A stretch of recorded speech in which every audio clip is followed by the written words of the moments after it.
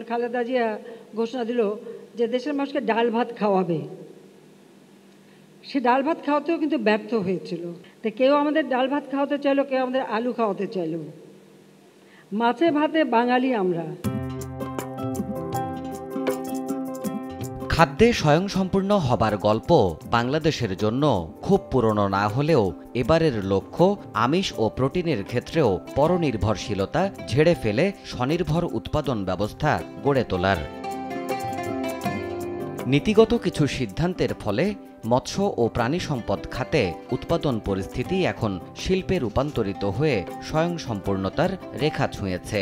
2009-10 অর্থ বছরের তুলনায় বর্তমানে দুধের উৎপাদন বেড়েছে 6 গুণ, মাংস উৎপাদন বেড়েছে 7 গুণ আর ডিমের উৎপাদন বেড়েছে 4 গুণ।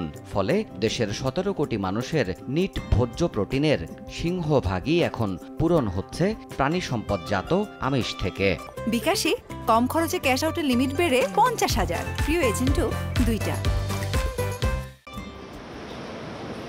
এই খাতে সংশ্লিষ্টদের উৎসাহ দিতে এবছর সরকারিভাবে আয়োজন করা হয়েছে প্রাণী সম্পদ সেবা সপ্তাহ ও প্রদর্শনী। বৃহস্পতিবার সকালে শেরেবাংলা নগরে এই আয়োজনের উদ্বোধন করেন প্রধানমন্ত্রী শেখ হাসিনা, যা একযোগে 64 জেলায় অনুষ্ঠিত হচ্ছে। জাতীয় প্রাণী সম্পদ সেবা সপ্তাহ ও প্রদর্শনী 2024-এর শুভ উদ্বোধন ঘোষণা করছি। অনুষ্ঠানে আমিষের চাহিদা দেশজভাবে মেটানোর পন্থা বের করার তাগিদ দেন সরকার প্রধান। 2 দশক আগের ইতিহাস টেনে তিনি বলেন, এখন মাছে ভাতে বাঙালির ঐতিহ্য ফিরছে বাংলার ঘরে ঘরে। আমাদের আমিষ আমরাই তৈরি করব, আমাদের দেশের মানুষকে দেব। একটি কথা না বলে পারছি না যে আমাদের আগে যারা ক্ষমতায় ছিলেন, যেমন খালেদা জিয়া ঘোষণা দিল যে দেশের মানুষকে ডাল ভাত খাওয়াবে। সে ডাল ভাত খাওয়াতেও কিন্তু ব্যর্থ হয়েছিল। এরপর 2007 সালে আসলো তত্ত্বাবধায়ক সরকার। আপনাদের মনে আছে, ফখরুদ্দিন সাহেব প্রধান উপদেষ্টা, ইয়াজউদ্দিন সাহেব রাষ্ট্রপতি, সেনাপ্রধান মঈনুদ্দিন, মেজর জেনারেল মঈনুদ্দিন আবার ঘোষণা দিলেন আলু খাওয়ার জন্য। আলুর হাজার পদের আলুর নানা রকমের তৈরি করা হলো এবং তার আবার প্রদর্শনী হলো বেশ উন্নত হোটেলে, যে মানুষ ভাত পাচ্ছে না তাতে কি আছে, আলু খাবে। তো কেউ আমাদের ডাল ভাত খাওয়াতে চাইলো, কেউ আমাদের আলু খাওয়াতে চাইলো। মাছে ভাতে বাঙালি আমরা। তা আমার মাছে ভাতে বাঙালি, মাছ ভাত পেলেই তো যথেষ্ট। সেটাই তো আমরা চাই, বলেন ঠিক কিনা? সেটাই তো আমাদের লক্ষ্য।